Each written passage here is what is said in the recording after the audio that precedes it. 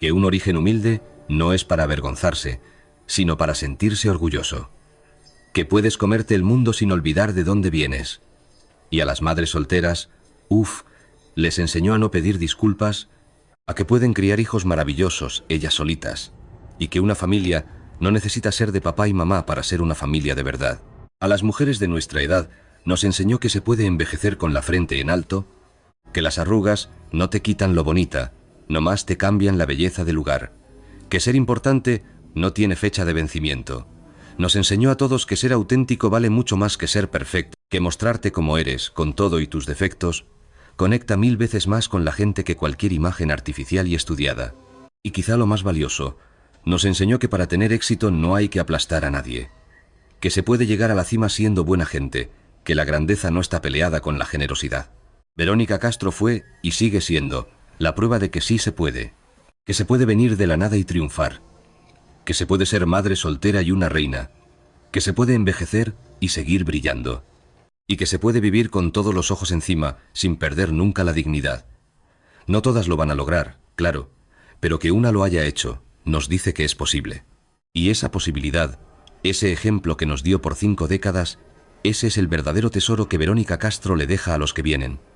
Porque mientras haya una mujer que se niegue a valer menos, que se niegue a pedir permiso para triunfar, que se niegue a esconder a sus hijos, o su edad, o su origen, el espíritu de la Vero va a seguir aquí, vivito y coleando.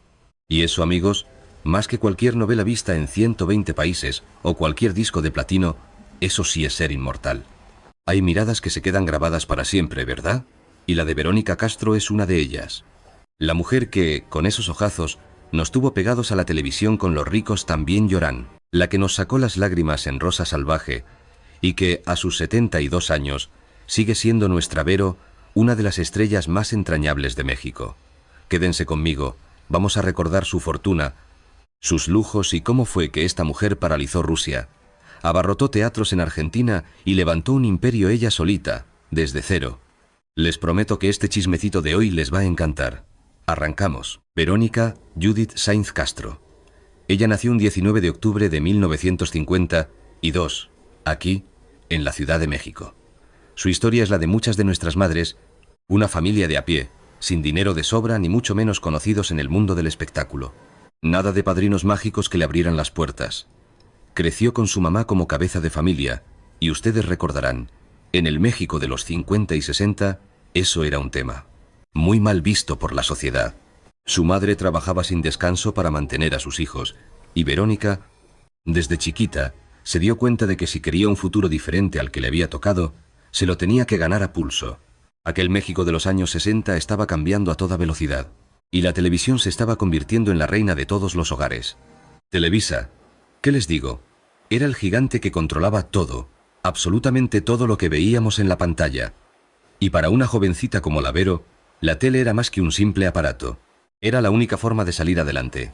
Pero entrar ahí sin un buen contacto era una misión imposible. Los productores siempre trabajaban con las mismas familias de artistas, de generación en generación. Los papeles buenos eran para las hijas de las famosas, o para las novias de los jefes, o las amigas de los productores. Una muchachita sin un apellido de renombre tenía que ser fuera de serie para que siquiera la voltearan a ver. Y Verónica era fuera de serie. Tenía esa belleza fresca que enamoraba a la cámara. Unos rasgos finos, unos ojos que hablaban solos y una sonrisa que, bueno, iluminaba hasta el rincón más oscuro. Pero más allá de ser bonita, tenía ángel. Ese no sé qué que hace que uno no le pueda quitar la vista de encima. A los 17 años, por allá de 1970, se metió al concurso El Rostro del Heraldo de México, que organizaba el periódico. Ojo, no era el típico concurso de belleza. Era para encontrar la cara que representara al México moderno en los medios. Y ándenle que gana. El premio no fue una la nota, fue publicidad. Su cara salió en el periódico por semanas. Y claro, los productores de televisión la vieron y empezaron a lloverle las ofertas. Pero Verónica no era solo una cara bonita con ganas de triunfar. Era lista, astuta. Sabía que con la pura belleza no iba a llegar muy lejos. Por eso, al mismo tiempo que empezaba a hacer sus pininos en la tele, se metió ni más ni menos que a la UNAM, a estudiar Relaciones Internacionales. Así se la pasó los siguientes 9 años, combinando el glamour de las cámaras con las desveladas de los exámenes. Grababa telenovelas de día y se iba a la facultad de noche, Dormía poco y le echaba ganas como nadie. En 1979 se tituló, ¿y saben de qué fue su tesis? Sobre organismos internacionales de televisión. La escribió con una compañera, María Esther Valdés González. Y esa carrera no fue para colgar el título en la pared, ¿eh? Fue la jugada maestra de una mujer que sabía que la fama va y viene, pero lo estudiado nadie te lo quita. Años después, cuando Lavero negociaba sus contratos para vender sus telenovelas por todo el mundo, esa preparación le sirvió de maravilla. Su primera telenovela fue en 1969, No creo en los hombres, de la gran Caridad Bravo Adams. Era un papelito de nada, casi ni salía. Pero Verónica entendió algo clave. No hay personaje pequeño cuando sabes cómo hacerte notar. Durante todos los años 70 estuvo picando piedra, con papeles secundarios aquí y allá. El amor tiene cara de mujer en el 71, El edificio de enfrente en el 72, Barata de primavera en el 75, donde nos regaló una villana de aquellas. Mañana será otro día en el 76. Pasión y encendido en el 78. Cada novela era un escaloncito más para arriba. Con cada personaje se afianzaba más. Cada vez que aparecía en pantalla, demostraba que no era del montón. Para finales de la década, después de 10 años sin parar, ya nadie preguntaba, ¿y esa quién es? Ya era una actriz que el público ubicaba y quería. Los productores ya sabían que podía con un protagónico. Solo faltaba que le dieran la oportunidad. Y esa oportunidad llegó en 1979 con 4 palabras que le cambiaron la vida para siempre. Los ricos también lloran. Su brinco a la fama mundial. Miren, Los ricos también lloran no fue solo una telenovela exitosa. Fue un bombazo. Un fenómeno que ni en Televisa se imaginaban. Fue la telenovela que le gritó al mundo que el drama mexicano podía con cualquiera. Y en el centro de todo ese revuelo estaba ella, Verónica Castro. La producción nació casi de chiripa. Don Emilio Azcárraga Milmo, el Tigre, el mandamás de Televisa, le dijo al productor Valentín Pimstein que armara una novela en Miami con una historia de la escritora cubana Inés Rodena. Pero fíjese, por cosas del presupuesto, el proyecto se vino para México y hasta le cambiaron el nombre. La historia, en el fondo, no tenía gran ciencia. Mariana, una muchacha humilde que se enamora de un ricachón, pierde a su hijo por un enredo y se pasa la vida buscándolo. Vamos, la receta clásica del melodrama. Amores imposibles, un sufrimiento que no acaba nunca, y lágrimas, eso sí, garantizadas. Pero lo que hizo que esa fórmula tan simple se convirtiera en un fenómeno mundial fue una sola cosa, la actuación de Verónica Castro. Es que Mariana no era la típica heroína sufrida y aguantadora de las telenovelas mexicanas. No, señor. Esta era una mujer con decisión, con su orgullo, que iba cambiando con el tiempo. Y Lavero la interpretó con una humanidad, con una vulnerabilidad y al mismo tiempo una fuerza, que millones de personas se vieron en ella como en un espejo. La telenovela se estrenó por allá de 1979, en un horario que ni fu ni fa, a las 6:30 de la tarde. Pero el trancazo fue tan inmediato y tan brutal que en Televisa la movieron de volada al horario estelar de las 9:30 de la noche. Algo que, créame, jamás se había visto. La primera parte de la historia, la que escribió María Saratini, pues ya había terminado como debía. Pero el rating estaba por los cielos y Televisa exigió alargarla como fuera. La señora Saratini se negó en redondo, dijo que ya no había más historia que contar y ¡pum!, que renuncia al proyecto. Pero Valentín Pimstein, que era un zorro viejo en estos asuntos, se trajo al escritor venezolano Carlos Romero. Y este señor propuso mezclar lo que ya tenían con otra historia de Inés Rodena. La jugada le salió perfecta. La segunda parte de Los ricos también lloran. Con sus 248 capítulos en total, mantuvo a todo el mundo pegado a la tele hasta el mismísimo final. Pero el verdadero milagro, el de a de veras, ocurrió cuando se acabó aquí en México. La novela empezó a venderse a otros países y lo que pasó, nadie se lo imaginaba. Los ricos también lloran se vendió a más de 120 países, se dobló a 25 idiomas, portugués, italiano, francés, inglés, polaco, ruso, japonés, hasta en punjabi, cantonés, mandarín, árabe y coreano.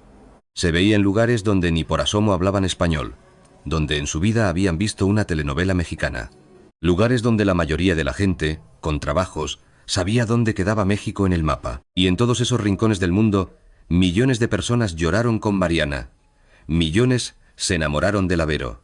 Pero lo que pasó en Rusia, eso fue de otro nivel. Allá por 1991, Justo cuando la Unión Soviética se estaba viniendo abajo, Los ricos también lloran fue de los primeros programas de Occidente que pasaron en su televisión. El país se paralizó. La gente dejaba de trabajar para ver el capítulo. Las calles se quedaban vacías. Fue tan masivo el asunto que hasta corrió un rumor. Nunca se confirmó, pero ¿cómo se repitió? De que a Verónica Castro y a Rogelio Guerra, el galán de la novela, casi los querían postular como candidatos para las elecciones presidenciales rusas. Imagínese nomás. La BBC hasta hizo un documental de ese fenómeno. En China, en el mundo árabe, en Polonia, en varios países de África. La historia era la misma. Verónica Castro se convirtió, de la noche a la mañana, en la mujer más famosa que nadie conocía en persona. Su cara la reconocían en sitios a donde ninguna otra estrella mexicana había soñado llegar. Para 1981, cuando la novela terminó de darle la vuelta al mundo, Verónica Castro ya no era una actriz mexicana exitosa. Era un fenómeno global. Era la prueba, vivita y coleando, de que el talento de aquí podía conquistar al mundo entero. Y después de Los ricos también lloran, se consolidó con Rosa Salvaje. La Vero siguió trabajando en varias novelas de éxito, como El derecho de nacer en 1982, hizo cosas en Argentina donde la adoraban, y hasta una telenovela en Italia. Pero su segundo campanazo, el que la volvió a poner en la cima de todo, llegó en 1987 con Rosa Salvaje. Producida otra vez por el genio de Valentín Pimstein, Rosa Salvaje nos contaba la historia de Rosa García, una muchacha de barrio, muy humilde, que se topa con el millonario Ricardo Linares de la forma más chistosa, cuando la cachan robándose unas ciruelas de su jardín. La química entre Verónica Castro y Guillermo Capetillo era dinamita pura en la pantalla, oiga. Esa telenovela tuvo 199 capítulos y fue otro exitazo que se vendió a un montón de países. Para ese entonces, la Vero ya había creado su propio sello personal. Era la mujer humilde que se ganaba todo a pulso, con su dignidad, su fuerza y esa manera de amar sin condiciones. Era una fórmula que le llegaba al corazón a millones de mujeres en toda Latinoamérica, que se sentían identificadas con esas heroínas. La fortuna de Verónica Castro. Ahora, para hablar del dinero de Verónica Castro, hay que entender cómo funcionaba Televisa en los 80, porque fue en ese sistema, con sus reglas tan particulares y sus contratos, que a veces eran de agárrate, donde la Vero amasó su riqueza. Allá por los años 70, cuando la Vero todavía era una actriz de reparto, sus sueldos por telenovela pues eran modestos. Las actrices de reparto en Televisa en esa época ganaban entre 8.000 y 15.000 pesos por capítulo, más o menos lo que ganaban otras como Angélica María en papeles secundarios. Si una novela tenía 120 capítulos y Verónica cobraba un promedio de 12.000 pesos por cada uno, estamos hablando de un total de 1.440.000 pesos por toda la producción. En dinero de hoy, eso sería algo así como 18 millones de pesos por una sola telenovela. Y eso que era papel secundario. La Vero filmaba 2 o 3 novelas al año en ese entonces. Eso le daba ingresos anuales de entre 3 y 4 millones de pesos de aquella época, que hoy serían entre 40 y 50 y 5 millones de pesos actuales. No era para volverse millonaria de un día para otro, pero sí era mucho más de lo que podía ganar en cualquier otro trabajo. Todo cambió con Los ricos también lloran en 1979. Con esa telenovela, el poder de la Vero para negociar se fue hasta el cielo, de la noche a la mañana. Para su siguiente proyecto, ya no era una actriz más a la que le daban un papelito, era la estrella que tenía el mundo en la palma de su mano. Para que se den una idea, si Lucía Méndez en los 80 andaba ganando entre 45.000 y 75.000 pesos por capítulo, Verónica Castro, que era todavía más famosa internacionalmente, se daba el lujo de firmar contratos de entre 50.000 y 85.000 pesos por capítulo en su mejor momento. Nada más con Rosa Salvaje, que tuvo casi 200 capítulos allá por 1987, se embolsó entre 10 y 17 millones de pesos de los de antes. Si traemos ese dinero a hoy, agárrense, estamos hablando de entre 180 y 300 millones de pesos por una sola telenovela. Era sin duda la mejor pagada de todo Televisa. Pero espérense, que el dinerito no solo llegaba de la actuación, la música fue otro cantar, y nunca mejor dicho. Verónica sacó su primer disco en el 78, se llamaba Sensaciones, con una disquera llamada Pearl. Le fue bien, no fue un exitazo, pero sirvió para que vieran que también tenía voz para la cantada. Pero el verdadero trancazo fue su segundo disco, Aprendí a llorar, en el 79, que era el tema de Los ricos también lloran. Vendió más de 350.000 copias, y eso nomás aquí en México. En aquellos tiempos, las disqueras le daban al artista más o menos entre el 10 y el 15% del precio del disco.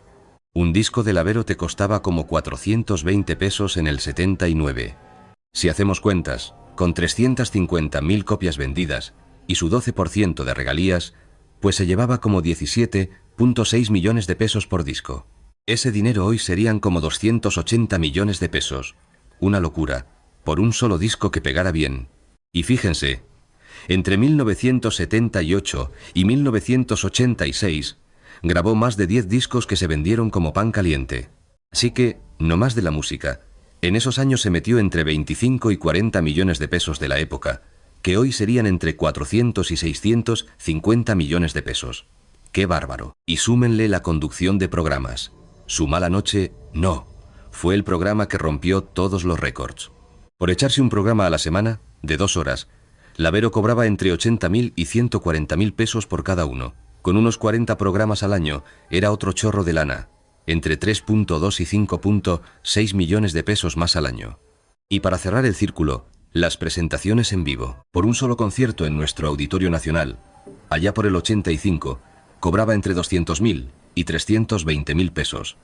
Pero si se iba de gira a Argentina, a Rusia o a España, sus honorarios se disparaban entre 20.000 y 40.000 dólares por presentación. Con unas 30 o 50 presentaciones al año en su época dorada, los conciertos le daban otro 1 o 2 millones de pesitos de aquel entonces cada año. Y faltaban los anuncios. En los 80 y 90, Lavero le puso su cara a todo: cremas, comida, licuadoras y lo que se les ocurra. Por cada campaña de publicidad aquí en México cobraba entre 150.000 y 300.000 pesos, y si era para fuera, el cheque subía a entre 30.000 y 60.000 dólares. Con 3 o 4 campañitas por año, la publicidad le dejaba entre 600.000 y 1,2 millones de pesos extra. A ver, si juntamos todo, novelas, discos, conducción, conciertos y anuncios, durante sus mejores años, digamos que del 79 al 95, Verónica Castro se metía al bolsillo entre 50 y 80 millones de pesos de los de antes cada año. Hoy en día, eso sería ganar entre 850 millones y 1.400 millones de pesos al año. Y así se la pasó casi 20 años. La fortuna que juntó en toda su carrera, contando lo que ganó después en los 2000, que ya fue más tranquilo, más sus inversiones en casas y los proyectos que ella misma produjo, se calcula que anda entre los 300 y 500 millones de pesos de ahora. No es la fortuna de un magnate, claro, pero es el resultado de 40 años de ser la reina del espectáculo en toda América Latina. Las propiedades de Verónica Castro. Lavero siempre fue lista. Entendió que la fama un día se acaba, pero los ladrillos, esos sí que duran para siempre. La casa del Pedregal de San Ángel. La joya de la corona de Lavero, aquí en México, era su casa en el Pedregal de San Ángel, una de las colonias más elegantes de la ciudad. Esa zona, que se levantó en los años 50 sobre pura piedra volcánica, siempre se ha conocido por sus casas espectaculares, que usan las mismas rocas como parte del diseño. Una belleza. Verónica compró su propiedad ahí por el 82, justo cuando andaba en la cima del mundo con los ricos también lloran. Era un caserón de 2 pisos, de esos que parecen abrazar la naturaleza, con las rocas volcánicas metidas en la casa. Unos 480 metros cuadrados de construcción en un terreno de 900. La casa tenía 5 recámaras, cada una con su bañito, ¿cómo no? Una sala con una chimenea de piedra volcánica, un comedor formal para 14 personas, su cocina bien equipada, su salita de televisión y un estudio privado donde seguro se encerraba a leer sus guiones. Y el jardín, ¿qué les cuento? Con una alberca de 10 por 4 metros rodeada de esas formaciones de roca que hacen único al Pedregal. Por dentro, la casa reflejaba el gusto de Lavero, elegante, pero sin andar de presumida. Puros muebles mexicanos contemporáneos, artesanías de las buenas, textiles de Oaxaca, cerámica de Tonalá. Aquello no era el exceso de una diva insegura, para nada. Era el orgullo de una mujer que sabía de dónde venía y que había llegado a la cima sin soltar sus raíces. Le costó 5,2 millones de pesos de los de antes, que hoy serían como 140 millones. Y órale, los pagó en efectivo, sin deberle un centavo al banco. En esa casa fue donde Lavero crió a sus muchachos, a Cristian y a Michelle. Ahí se celebraron los cumpleaños en familia, las navidades, todos esos ratitos lejos de las cámaras que le daban un respiro de la locura de la fama. Luego vino el departamento en Polanco. Ya para los 90, con los hijos crecidos, Verónica se buscó un lugar más práctico como su casa principal. Era mucho más fácil de mantener que el caserón del Pedregal, ¿verdad? Ya era otra etapa de su vida, una en la que andaba de viaje a cada rato y no necesitaba tanto espacio. El departamento estaba en uno de esos edificios elegantes de la calle Horacio. Tenía 320 metros cuadrados, 4 recámaras, 3 baños y medio, su buena sala, comedor, cocina, hasta cuarto de servicio y 2 cajones para el coche. Lo compró en $80.000 de aquel entonces, que hoy serían unos 13 millones de pesos. Ahí vivió más de 20 años. Y claro, la propiedad en Acapulco. Como toda estrella mexicana de su generación que se respetara, Verónica tenía que tener su casa en Acapulco. Era una casa de playa de 280 metros cuadrados en una zona muy exclusiva, para irse de vacaciones con la familia y que a veces, dicen, se la rentaba a algún conocido. La compró en 1988 por $320.000. No era donde vivía, claro, era su escondite para huir del borlote de los periodistas de la Ciudad de México. Ahora, los coches. Los carros de Lavero a lo largo de los años siempre fueron de lujo, pero nunca para andar presumiendo de más. Tenían el estilo de una mujer que llegó hasta arriba, pero que no se olvidó de sus inicios. El Cadillac Seville del 80, color oro. El primer coche que de verdad era un lujo que se dio Verónica fue un Cadillac Seville de 1980, de ese color dorado metálico con los interiores en piel huesito. Se lo compró en el 80, justo cuando Los ricos también lloran la había convertido en una estrella mundial. El Cadillac Seville era el carro que traían las estrellas de Hollywood y, por supuesto, las divas de aquí. Elegante, grandote, con un aire de lujo gringo pero con sus toques europeos. Costaba unos 420.000 pesos de la época, como 6.5 millones de ahora. Ver llegar ese Cadillac dorado a los foros de Televisa se volvió el pan de cada día, ¿se acuerdan? En ese coche llegaba a grabar Rosa Salvaje, a conducir Mala Noche. No, y a todas las fiestas y eventos importantes. Luego, el Lincoln Town Car del 88, negro. Ya para finales de los 80, Lavero le bajó 2 rayitas al brillo con un Lincoln Town Car de 1988, negro por fuera y gris por dentro. Era pura elegancia discreta. El coche de alguien que ya no tiene que hacer ruido para que la volteen a ver. Le costó 680.000 pesos de aquellos años, que al día de hoy son como 12 millones de pesos. Lo usó casi 10 años como su carro de batalla para ir a trabajar. El Mercedes-Benz Clase E de 1995, blanco. Ya entrados los 90, cuando ya no hacía tantas telenovelas, pero seguía ganando muy bien de otras cosas, Verónica se decidió por un Mercedes-Benz Clase E de 1995, blanquito con interiores claros. Calidad alemana. Pura confianza. El coche de quien prefiere la calidad a la faramalla. Lo compró por 520.000 pesos de ese tiempo, y fue su coche del diario por muchísimos años. Los negocios y su ojo para las oportunidades. Porque a diferencia de muchas estrellas que nomás vivían de la actuada, Verónica Castro desde muy joven le entró a los negocios, asegurando su futuro. La productora de telenovelas.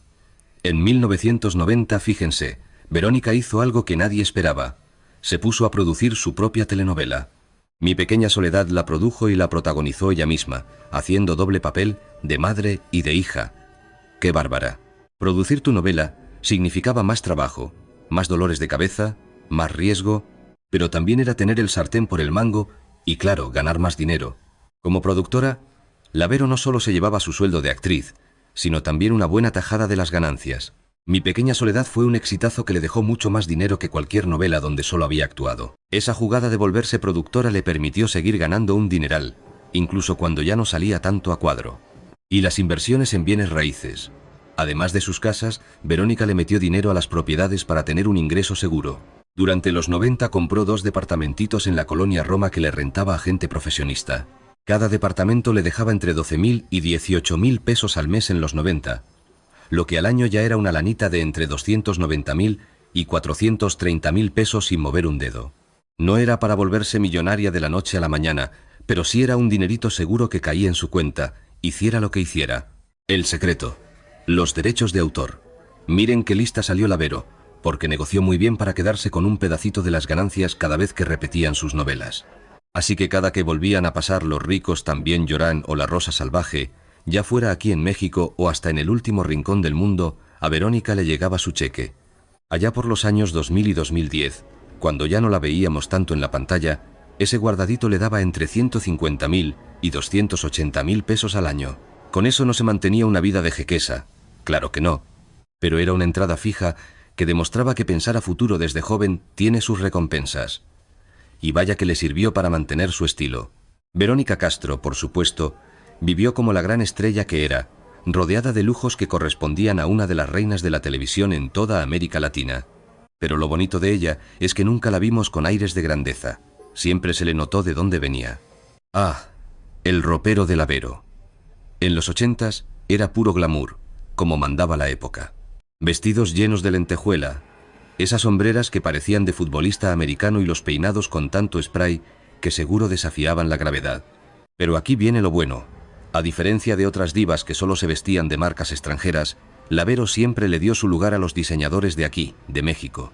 Para las fiestas de gala, sus vestidos eran creación de los mejores modistos de nuestro país. Un vestido de esos elegantes le costaba entre 18.000 y 40.000 pesos en 1985, que para que se den una idea, hoy serían como entre 300.000 y 670.000 pesos. Y tenía un montón de ellos. Pero a ella no le importaba repetir. ¿Para qué? Si el vestido estaba bonito. No como otras actrices que sentían que era pecado mortal que las vieran 2 veces con lo mismo. Y con las joyas, igual. Verónica usaba cosas finas, pero nunca la vimos recargada como árbol de Navidad. Sus aretitos de oro, collares que no gritaban «mírenme», pulseras de buen gusto. Quizá su alhaja más preciada era un collar de diamantes que dicen le mandó un admirador secreto desde Rusia, no más por el furor que causó allá los ricos también lloran. Se calculaba que valía unos $45.000 y se lo ponía solo para las ocasiones que de verdad lo ameritaban. También le gustaban los buenos relojes. Tenía un Rolex que le costó $22.000 en 1987. También un Cartier Tank, que fue un regalito de Televisa por el tremendo éxito de Rosa Salvaje, y por ahí tenía varios Omega que fue juntando con los años. Era una estrella, pero de las que tenían los pies en la tierra. En sus mejores años, a la Vero la invitaban a todo. No había evento importante en Latinoamérica al que no la requirieran. Pero ella nunca fue de andar de fiesta en fiesta como otras colegas suyas. La verdad es que siempre fue bastante reservada. Iba a los eventos que tenía que ir, para que la vieran y no dijeran que era una sangrona. Pero si la fiesta se cruzaba con el festival del Día de las Madres de Christian o de Michelle, ni lo dudaba. Primero sus hijos. Era capaz de cancelar lo que fuera, así fuera un trabajo importante, si sus hijos la necesitaban. Y yo creo que eso, el poner a su familia antes que todo el glamour, hacía que la gente la quisiera más. No era la diva en su pedestal, era la mamá que trabajaba, que la había hecho en grande sin olvidarse de lo que de verdad vale la pena. Bueno, ahora sí, recordemos esas telenovelas y programas que la hicieron inolvidable, esas que definieron toda una época. A ver, Los ricos también lloran, entre 1979 y 1980. Esa fue la novela que lo cambió todo. La Vero, haciendo de Mariana Villarreal, nos conquistó a todos, y de ahí se fue a conquistar el mundo. Esa telenovela se vendió a más de 120 países, la tradujeron a 25 idiomas. Hasta en Rusia paraban el país para verla. Se volvió un fenómeno. Marcó un antes y un después, no solo para la carrera de Verónica, sino para que las novelas mexicanas se conocieran en todos lados. Luego vino El derecho de nacer en 1982, otro exitazo. Una versión nueva de ese clásico, donde curiosamente sus 2 hijos hicieron del personaje principal cuando era niño. Con esa telenovela ya no quedaba duda de quién era la actriz número 1 de Televisa. Y agárrense, que en 1987 llegó Rosa Salvaje, su segundo golazo mundial, esa química que tenía con Guillermo Capetillo. La historia de la muchacha pobre que sale adelante, ese personaje de Rosa García que era una fiera pero con un corazón de oro. Otro trancazo que se vendió a un montón de países. Y en 1990, con Mi pequeña soledad, nos demostró que no solo era actriz, ella la produjo y la protagonizó. Hizo doble papel, de mamá y de hija. Ahí nos cayó la boca a todos, demostrando que era una artistaza completa y una mujer de negocios. Ya para 1997, con Pueblo Chico, Infierno Grande, armó un alboroto porque la historia era sobre el amor de una mujer madura con un hombre más joven. Imagínense el escándalo. Pero la Vero aguantó vara y la novela tuvo un rating altísimo. Y no nos olvidemos de su faceta de conductora. Mala noche no, fue el programa que todos veíamos. Es que la Vero platicaba con una naturalidad, bromeaba, Se le salían las cosas sin planear. Conectaba con quien fuera que se sentara en su sala. Ese programa se convirtió en un clásico de la televisión de los 80s. Y de ahí le siguieron otros proyectos como conductora, desde realities hasta homenajes. Verónica nos dejó claro que su talento iba mucho más allá de las telenovelas. Y también le entró a la cantada. Entre 1978 y 1986 se aventó más de 10 discos que se vendieron como pan caliente. A ver, no tenía la voz de una gran intérprete, seamos honestos, pero tenía ángel y un estilo muy suyo que a la gente le encantaba. Canciones como Aprendí a llorar o el tema de El derecho de nacer, le entró a la música norteña, a la banda, a las baladas. Su música nos acompañó en fiestas, en el coche, en la casa por muchísimos años. Y claro, los premios no le faltaron. A lo largo de su vida artística, a la Vero le dieron docenas de premios, no solo aquí en México, sino en Argentina, en Rusia y en muchos otros lugares. Pero, fíjense, el aplauso más grande no vino de los críticos, sino de la gente, de un público que la sentía suya, que la vio llegar hasta el cielo sin dejar de ser ella misma. Y eso nos lleva a Rusia. ¡Ay, lo de Rusia! Es una historia que de verdad merece que le dediquemos un buen rato. Y pensar que llegó a conquistar Europa del Este, con Los ricos también lloran, en plena Guerra Fría. Para que nos demos una idea de lo que fue aquello, hay que acordarse de cómo eran las cosas antes. Allá por los 90, la Unión Soviética andaba, pues, patas para arriba. Un torbellino de cambios. El gobierno se deshacía. Cada república empezaba a jalar para su lado. La gente no sabía qué iba a pasar al día siguiente, ni con su país, ni con su chamba, ni con nada. Una incertidumbre tremenda. Y justo en medio de todo ese relajo social, a alguien se le ocurre una idea. La televisión rusa decide poner una telenovela mexicana, doblada a su idioma. Era de los primeritos programas de por acá que se colaban a sus pantallas, después de años y años de pura programación oficial. Y así llegó. Los ricos también lloran. Cayó como anillo al dedo. Era un respiro, un escape. Era ver el glamour, el romance, el drama, en un país donde la vida diaria se había puesto color de hormiga. Los rusos, tan acostumbrados a sus programas serios, de repente se toparon con este mundo de colores, de vestidazos y de sentimientos a flor de piel. Y que se enganchan. Pero en serio, el país, literal, se ponía en pausa. Las fábricas cambiaban los turnos para que los obreros no se perdieran el capítulo. Las tiendas bajaban la cortina más temprano, las calles quedaban desiertas a la hora de la novela. Quien tenía tele en casa invitaba a los vecinos que no, para verla todos juntos en la sala. Verónica Castro se volvió, así de un día para otro, en la mujer más famosa de un país con cientos de millones de habitantes. Su cara era más conocida que la de muchos de sus propios políticos. Para millones de rusos, la historia de amor con Luis Alberto Salvatierra era mucho más importante que cualquier noticia de los periódicos. La BBC, que no daba crédito, mandó un equipo a Rusia para ver qué pasaba. Y el documental que hicieron muestra unas escenas que parecen de película. Señoras rusas llorando en plena calle, hablando de Mariana como si fuera su comadre, una persona de verdad. Hombres hechos y derechos discutiendo acaloradamente sobre lo que hacían los personajes. Familias enteras con la obsesión por una historia que pasaba en un país que, la verdad, ni sabían dónde quedaba. Por ahí corrió el chisme de que a Verónica Castro y a Rogelio Guerra hasta los pudieron haber invitado a un evento importantísimo del gobierno ruso. Nunca se confirmó, claro, pero el simple hecho de que el rumor sonara tan fuerte y que todo el mundo se lo creyera, nos dice el nivel de fama que alcanzaron por allá. En el 2010, casi 20 años después de todo aquel alboroto, invitaron a Verónica a Rusia como jurado de Minuto de Gloria, que era como su versión de los programas de talento. Cuando llegó al aeropuerto, la estaban esperando cientos de admiradores de aquellos que la habían querido tanto 2 décadas atrás. Mujeres que ya andaban en sus 40 y 50, que eran unas jovencitas cuando vieron la novela, lloraban nomás de verla en persona.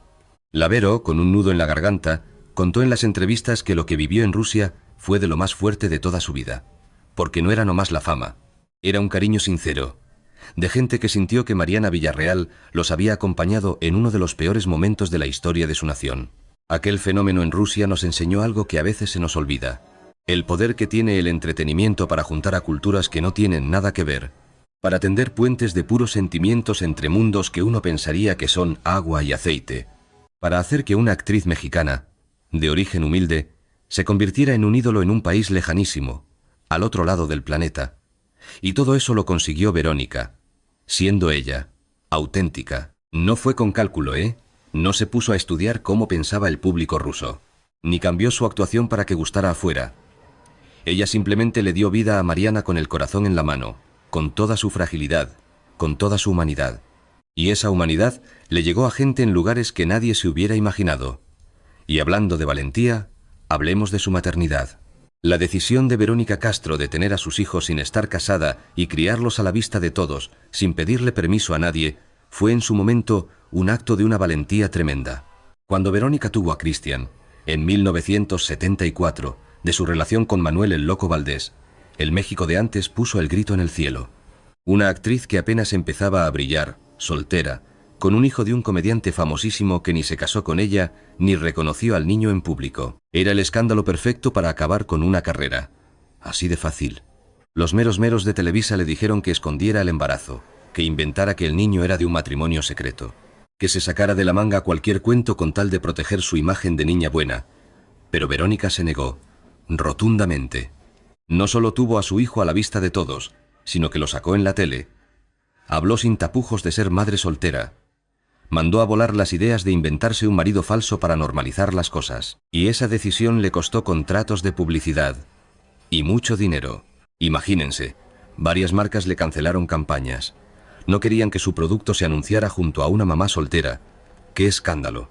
Algunos productores la veían como demasiado polémica. Le cerraron puertas. Pero la Vero, terca como ella sola, no se rajó. Y entonces pasó algo maravilloso. La gente, el público de a de veras, la quiso todavía más, porque en Verónica veían a su hermana, a su comadre, a la vecina, a millones de mexicanas que también eran madres solteras, que también sentían las miradas de reojo, que también se partían el lomo solitas para sacar adelante a sus hijos. Ver a una estrella de la tele viviendo esa misma realidad, así, de frente y sin pedir disculpas, era como un bálsamo. Les decía que no tenían nada de qué avergonzarse.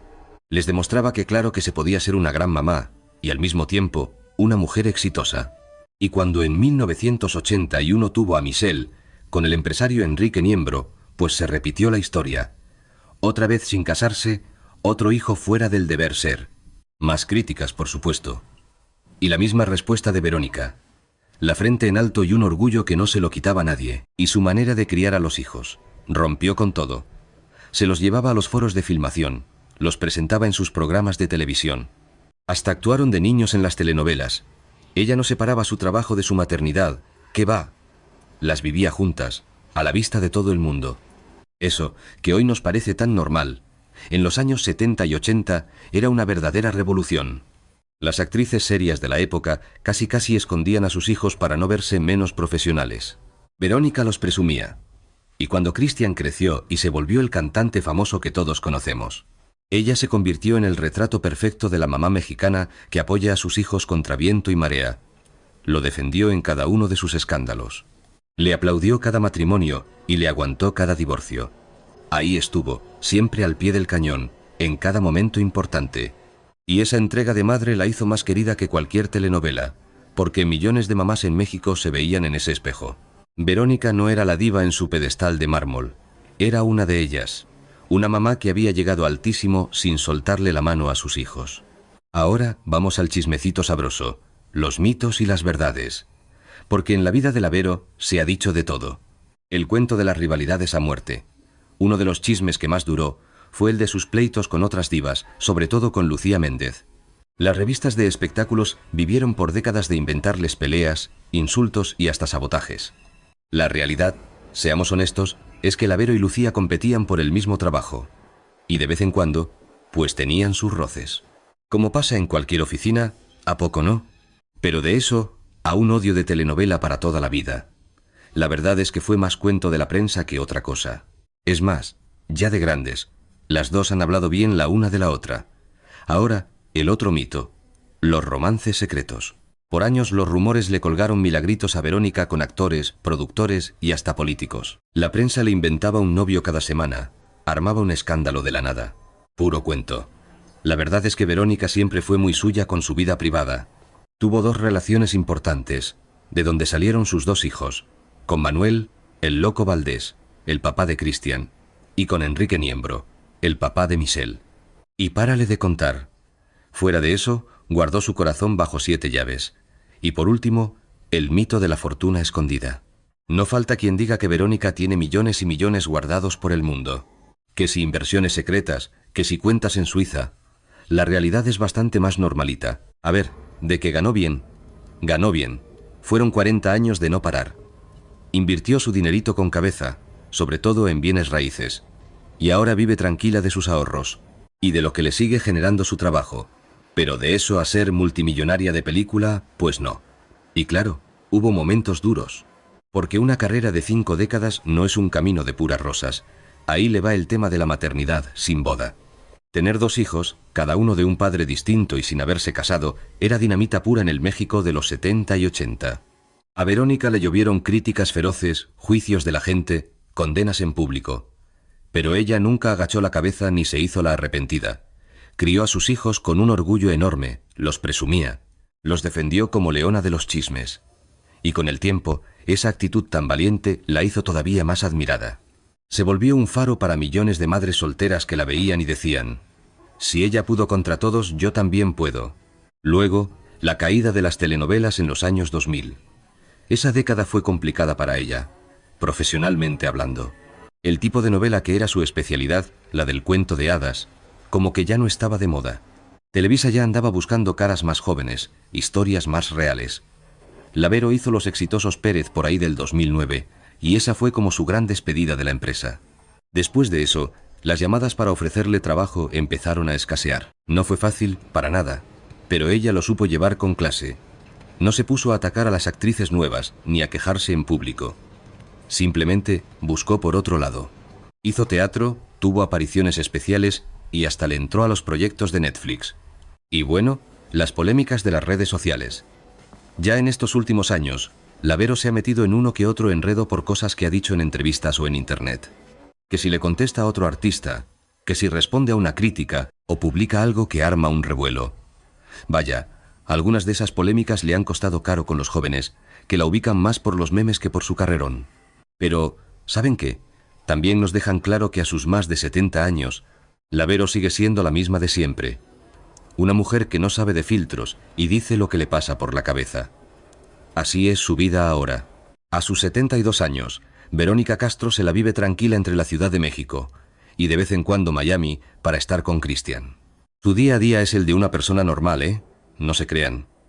Se levanta tempranito, se echa su café viendo las noticias y luego se mete a sus redes a platicar con sus admiradores. Hace un poco de ejercicio, más que nada para mantenerse sana. Le echa un ojo a los libretos que todavía le mandan. Y claro, su llamadita diaria con sus hijos no puede faltar. Su gente de confianza se cuenta con los dedos de una mano, su familia más cercana, y 3 o 4 amigos del alma, de los que ya estaban ahí antes de que fuera famosa. Ya no va a fiestas de la farándula ni anda buscando las cámaras.